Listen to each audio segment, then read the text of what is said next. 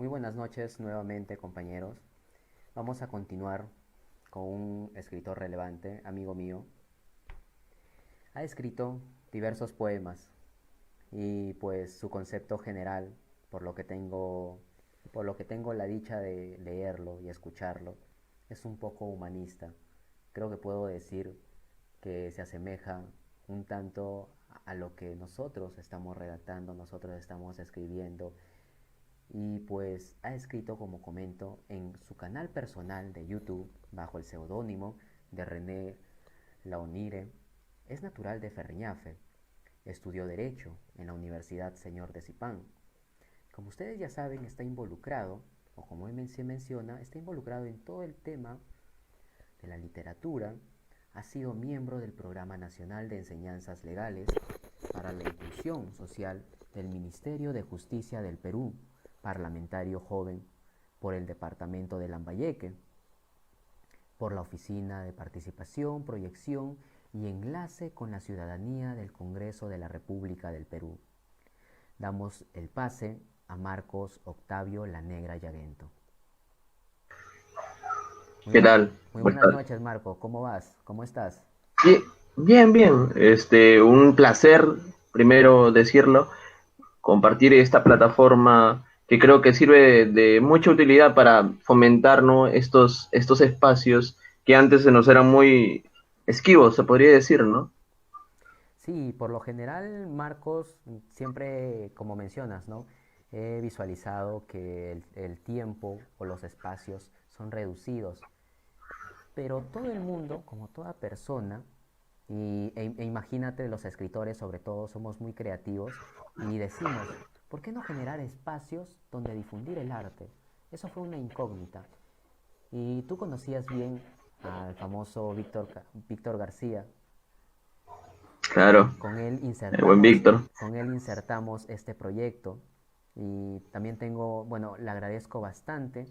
Gracias a él estoy involucrado, estamos involucrados, nació este proyecto.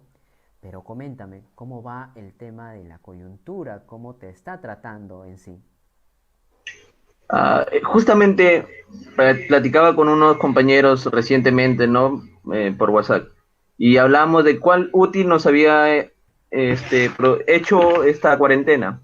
Particularmente a mí, creo que me ha venido bien en cuanto al aspecto creativo, ¿no? Sí, porque he podido producir no solamente escribir poemas como los que siempre escribo, sino también insertarme un poco más en lo que son los artículos jurídicos. He producido artículos jurídicos esta vez para el portal Use Latin. Claro, eso sin descuidar ¿cómo se llama? La cuestión del poeta, ¿no? En este aspecto. Y también un pequeñito reto que me estoy planteando ahorita, que es tratar de leerme todo sobre Héroe entre tumbas de Ernesto Sábato, que ahorita estoy metido en ese libro.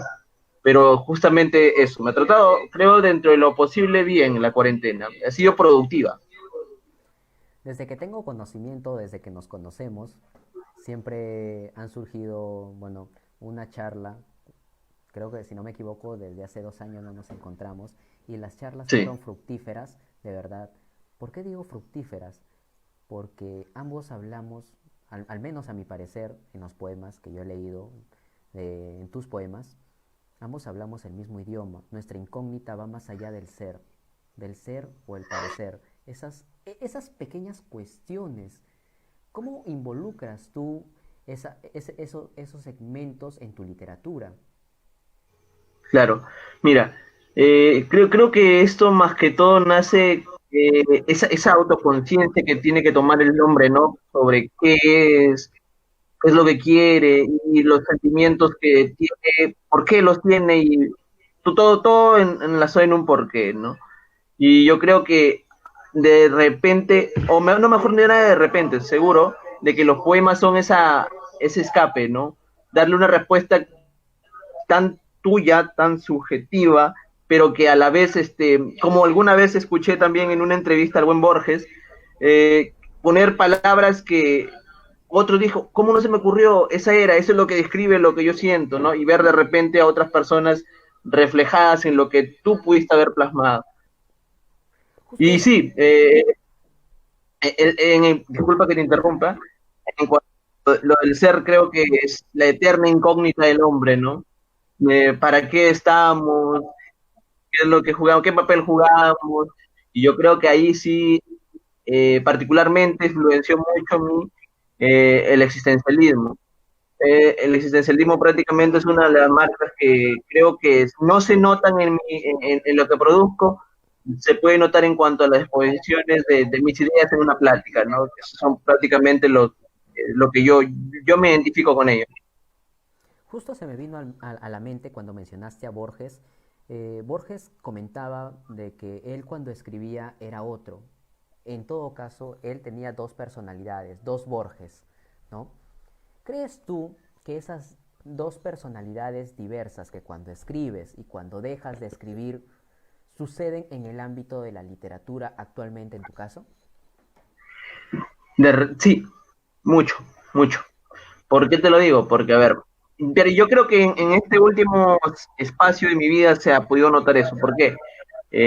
Generalmente los primeros inicios cuando empecé a más o menos plasmar poemas, siempre eran cuestiones que me pasaban a mí. O sea, trataba de plasmar toda mi vida en algo. Hoy no, hoy estoy tratando más de ser como bien diría Borges, el vehículo para tratar de plasmar otro tipo de emociones que quizás en un aspecto yo no las puedo haber vivido, ¿no? Pero que tengo la pregunta de saber cómo se puede sentir, ¿no? Y eso lo uso mucho para estos tipos de poemas que escribo en este caso. Y justamente, por ejemplo, revisando antes de ayer los poemas que había escrito, la mayoría, por ejemplo, en la primera etapa son prácticamente de amor, son lo que típicamente una persona inicia dentro de la poesía, creo yo, la mayoría, por no ser tampoco tan eh, arbitrario con mi juzgamiento. Pero después esto ha ido evolucionando, no solamente se habla de eso, sino, por ejemplo, también la concepción de la muerte que me nació últimamente, o la cuestión de la autodefinición que el hombre va teniendo alrededor de su vida, ¿no? Podríamos hablar con lo que diría Heráclito, ¿no? Todo está en constante movimiento y uno va cambiando y no vuelve a ser el mismo que uno era antes de 2 años. Y creo que, por ejemplo, eso se vio reflejado en mi último poema, El yo que no es mío, pues hablaba justamente todo de eso, de esa autodefinición que constantemente tiene el hombre, ¿no? El que no solamente esté, por así decirlo, eh, estigmatizado ontológicamente, sino que él mismo se da su lugar dentro del mundo.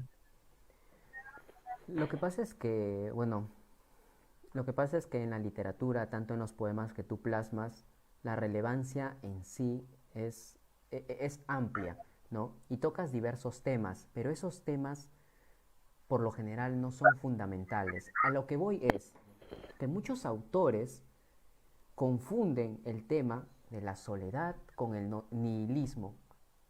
Mm. ¿Qué comentario tienes sobre ese tema? Porque cuando yo leí tu último poema, si no me equivoco, El ser de la nada, No, el yo que no es mío, el yo que no es mío, discúlpame, mi memoria es muy frágil, y, problema pasa con todo. y le adjunté, le envié a un colega y me mencionó, pero este tema se trata sobre nihilismo, o sea, de qué está tratando, qué tratas a dar a entender Marcos en este pequeño poema? Claro, justamente el tema, mira, por ejemplo, en el nihilismo uno prácticamente pierde la fe en lo que está ya establecido, ¿no? Ya no cree mucho en el cambio, por así decirlo, y por eso se muestra pues renuente al cambio en sí mismo. Creo que podría ser definida de esa forma muy vaga, pero esencial en ello. Lo que yo busco no es eso. Generalmente voy más por lo que, por ejemplo, una frase icónica de Camus era digo que no creo en nada y que no hay sentido, pero necesito creer en mi protesta y vivir por ella. En pocas palabras, definirme a mí mismo. No soy el mismo que fui antes. Por ejemplo, el Marquito de 10 años, por así decirlo, que quería ser todo menos abogado. La persona que después busca tiene como objetivo el ser abogado, la persona que empieza a amar su carrera, que es distinto a la persona que entra a estudiar la carrera, porque no es lo mismo estudiar que amar lo que haces. Y el autodefinirse, justamente, el eterno cambio. Por eso digo, no se es lo que se fue, o por ejemplo, todo lo que alguna vez fueron mentiras, hoy son realidades, ¿no? Como por hacer un símil o un pequeño homenaje a una de mis bandas favoritas que creo yo, esto es Cuarteto de Nos. En todo el trayecto de literatura, Marcos, ¿cómo empezaste? ¿Cómo surgió ese amor en la literatura? Mm, Mira, la literatura a mí se me vino por, creo que más por una curiosidad propia, porque creo que todos hemos pasado esa etapa en el colegio, en el que nos inculcan que, por ejemplo, la literatura, en este caso los poemas, son aquellas cosas que tienen que tener rima, ¿no? Siempre con con una ¿cómo se podría decir? Una afirmación severa, ¿no? Tiene que tener rima, si no, no tiene rima, no es poema. Ya. Entonces, yo entré justamente por esa duda. Yo dije, pero de verdad, ¿debe ser así? Y recuerdo yo que fue mi primer acercamiento con Jaime Sabines, en el cual yo leo, si no me equivoco, los Amorosos o Estoy a punto de morir, no recuerdo bien el título, pero fue una frase que me impactó mucho, ¿no? Como cuando decía, yo te digo que te quiero cuando digo tengo hambre, hace sed. Se rompía esa estructura que, por así decirlo, me lo habían vendido en el colegio, ¿no? O sea, no tenía rima necesariamente, la tenía era mínima. Entonces, desde ahí empieza. También cuando empiezo a leer un poco más, yo creo que todo escritor, y creo que ahí sí valoro mucho lo que diría Borges, por ejemplo, valorar un poco más en cuanto a la lectura de la persona que escribe, porque el que escribe generalmente está influido por todo lo que ha leído. Y todo lo que he leído es lo que generalmente nos brinda una formación conceptual de cómo nosotros vamos a interpretar cierto hecho, cierta cosa o cierta afinidad, ¿no? Y eso resulta interesante. Yo creo que justamente es eso, la duda. La duda es la que me inicia con todo esto, con la escritura, con la lectura, que van muy, muy de la mano. Como bien mencionas, el escritor va evolucionando constantemente, en constante desarrollo. ¿Tus poetas o tus escritores en relevantes fueron los mismos hasta los escritores actuales o a la edad que tienes en estos momentos o van variando? No, no, sí, variaron. Variaron mucho, porque yo recuerdo aún de que me encantaba Becker en la adolescencia, ¿no? Y empezaron, recuerdo que me encantaba mucho la parte de Poema eres tú y todo eso, que hoy se hace muy cliché para todo y cae mucho en la redundancia, hasta en la burla, ¿no?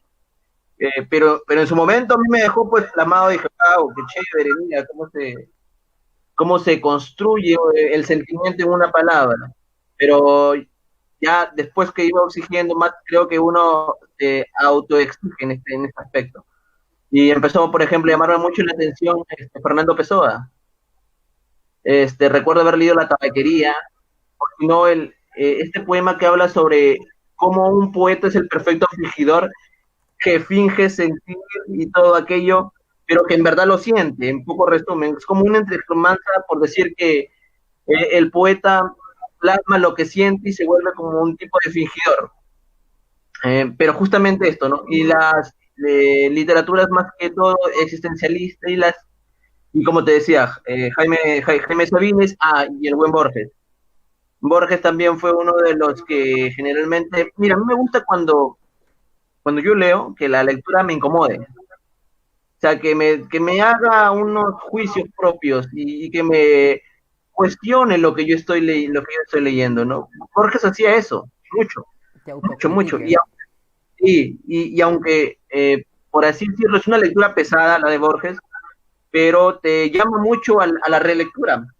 Por ejemplo, hay un cuento que yo amo y creo que no todos les gusta, pero yo es el que yo más rescato de la ley, como es El Muerto, ¿no? Esta historia que habla sobre Benjamín Otero, cómo quiere derrotar a la persona que maneja los negocios y cómo esta persona que manejaba los negocios ya se había enterado más o menos de que él quería traicionarlo y que le está engañando con su mujer, pero como ya le había sentenciado a muerte, lo dejó vivir.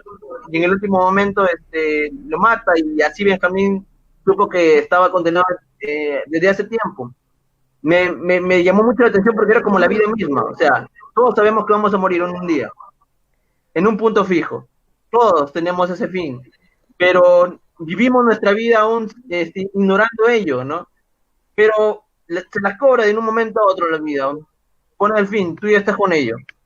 Lo bonito Entonces, de Borges, discúlpame que te corte, es que como informaste, siempre plasma la realidad, siempre plasma lo que nosotros vivimos, no en la coyuntura actual, en la vida cotidiana, pero de un modo filosófico. uh-huh. Cierta vez escuché, coméntame esta pregunta, cierta vez escuché de que las obras de Borges por ejemplo, Schopenhauer, filósofos antiguos o filósofos de una edad no moderna para los leyentes actuales, se asemejan. Claro, creo es que algunos toman mucho su punto de partida, ¿no? Yo creo que, por ejemplo, se asemejaría mucho, por ejemplo, Borges en cuanto a Schopenhauer, en el observar la vida diaria. Son muy, muy incisivos en ello, ¿no? Pero tendríamos, por ejemplo, que Borges era un poco más pesimista y pues Borges no era tanto de ello, ¿no? Quizás muchos siguen en las ideas de cómo poder nosotros preguntarnos algo y con ello tratar de darle una respuesta. Ambos por distintos lados, uno por la filosofía y otro por la escritura, ¿no? La cual es válida, desde luego. Tengo una pregunta. ¿Por qué surgió tu seudónimo René Launire? Launire. Ah, sí. No, era René Lanoire. Lanoire. ¿Por qué? René, pues, es el segundo nombre de mi abuelo. Mi abuelo ya fallecido. Y pues era una cuestión muy como de homenaje, porque siento yo que, al menos en mi familia, es una de las personas que más ha impulsado tanto a mis tíos, a mis padres, a una idea pues de un estudio, ¿no? Y un estudio y una opinión responsable. Entonces yo creo que también el escribir es una práctica responsable para con las personas que te leen y para contigo mismo. Entonces, y la no iré era más por una mala castellanización, se podría decir, o traducción de lo que supuestamente sería el apellido o la Noire, que se escribe, ¿no? Porque yo soy la negra, el apellido ya castellanizado. Y surge así, uniendo justamente estos dos conceptos. En cuanto a tu carrera, eres abogado, Sí. ¿crees que te ha apoyado bastante en el tema de la literatura? ¿Va de la mano o ha ido evolucionando tu carrera de literatura y el tema de derecho?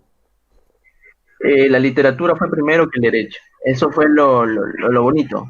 La literatura me empuja al derecho. Es ella la que me mete este bichito. ¿Por qué? Porque justamente, como te digo, me empecé leyendo prácticamente obras más filosóficas. Creo que la más básica de todas a los 12, 13 años, que fue El mundo de Sofía, pero que justamente me invitó a reflexionar que, por ejemplo, que era justicia. O, hoy la gente, la mayoría de estudiantes, por así decirlo, de derecho, dicen, yo entro a la carrera porque quiero alcanzar la justicia, pues, pero la justicia también depende de qué punto de vista la estás observando, ¿no? Y no va a ser justicia para la misma persona que ha sido el agraviado como la persona que supuestamente es el acusado, ¿entiendes? Hay un debate eterno en eso. Y un debate, por así decirlo, muy profundo. Y creo que justamente eso fue lo que me llevó. Como última pregunta, bueno, como penúltima pregunta, ¿crees tú que el escritor está segmentado o está, en pocas palabras, condenado a sufrir déjà vus constantes? Te digo déjà vus constantes por el mismo hecho de involucrar a toda su literatura, a todos sus escritos, sea cualquier contenido que sea, repetirlo. Mira, hay alguien, no recuerdo bien la persona que decía que la originalidad era una mentira. ¿no? Que todo ya estaba escrito y que solamente tendría uno que ser el punto de vista en el que lo tocaba. Inclusive dentro de tus propios escritos, ¿no? Por ejemplo, reevaluar cómo eras en tal tema, cómo lo describías a cierta edad y cómo lo escribes ahora. Yo siempre he sido de los que piensan de que el artista adquiere una interpretación de un hecho o de su obra muy distinta a la que tuvo, por ejemplo, cuando tenía 10 años a la que tiene ahora, no sé, 30, ¿no? Por así, por poner un ejemplo. Es como se llama, dependiendo mucho de eso, y creo que va muy de la mano con lo que es como persona, tu obra o lo que es, porque justamente es tan difícil que un ser humano se libre de sus propios pensamientos, sesgos, todo ello, y justamente ello se ve puesto en todo tipo de sus interpretaciones, producciones, obras, músicas, etc., etc. Para finalizar, Marcos, lamentablemente, como siempre menciono y como siempre acotan también los escritores, el tiempo es una maldición en el ser humano. Sí, Espero que más adelante me permitas, ¿no?, conversar no solamente 20 minutos, sino de media hora, 40 minutos, o que nos acaben las palabras igual que cuando nos encontrábamos. ¿Puedes leernos, por favor, un poema? claro. Mire, justamente estaba ayer revisando uno y me encontré con uno que escribí hace como un año casi. Era Muertes, Muerte se llama. Y decía más o menos así: el agua me llama a lo lejos, mientras reduzco mi vida en una libreta. Juego a ser lápiz para acompañar a los que quiero, cuando la oscuridad sea mía eternamente y los espejos rotos ya no puedan hacerse cargo de mis reflejos. Llevo la de perder contigo, me dicen mis manos, y el rostro que acaricias a lo lejos cada vez que te acercas para hacerme víctima de los minutos que le quedan a mis pies sobre la arena. El fondo azul que se oculta tras el intento de sobrevivir deniega mi reserva de un segundo que hice del mundo para que puedas navegar en mi sangre antes de que deje de caer mis párpados cuando te vea por primera vez. Me vestiré de cráneo y huesos el día que no entre más en el movimiento de este mundo y no me sirva más esta rabia y esta soledad. No podré brindar más por una mujer que fuese una verdadera letra dentro de los renglones torcidos de mí mismo. Es esta la vida, idiota muerte, te digo mientras me revuelco en mi suburbio y me tomo una cola, riéndome de tu humanidad o de lo estúpida que te ves esperándome cuando ya sabes cuándo venir por mí. A veces pareciese que te mueres de ganas de conocerte, muerte, y no miras desde lejos, y me miras desde lejos para sorprenderte, quizás, por cómo te enumeran en el calendario año tras año, cuando nos acercamos a ti, con una risa temerosa, y temblamos, porque de ti no sabemos nada. Ahora no tengo dudas, llegarás con preguntas y no seremos los que fuimos, pero sigo pensando que buscas anunciarte para reclamar lo que nunca has sentido, como las brisas que me han tocado, el llanto, los gritos, el tiempo, los amores perdidos, el abrazo de una familia. Te sientes vida, muerte, penetrando en mi existencia y tildando tu presencia para decir a veces, estoy viva. Me quedé perplejo, de verdad, con todo. Poco a poco, como ya he mencionado, he leído tus poemas de hace 3 4 años, cuando hemos estado en la universidad también, hemos estudiado en la misma casa, en la misma casa. Pero poco a poco has ido evolucionando, como he mencionado, y espero que nos acompañes más adelante en breves conversaciones, en breves pláticas.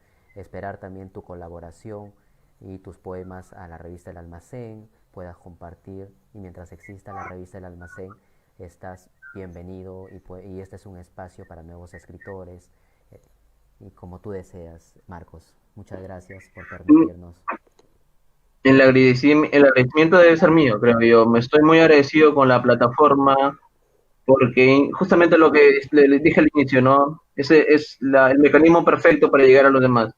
Y a ti también por mantener vivo este proyecto que no creo que solamente nos beneficie a mí, sino que a toda la comunidad, a la colectividad, que es justamente a quien se debe llegar, a justamente a quien debemos incomodar para que puedan ellos también aventarse en esta bonita aventura, ¿no? Que es el de escribir.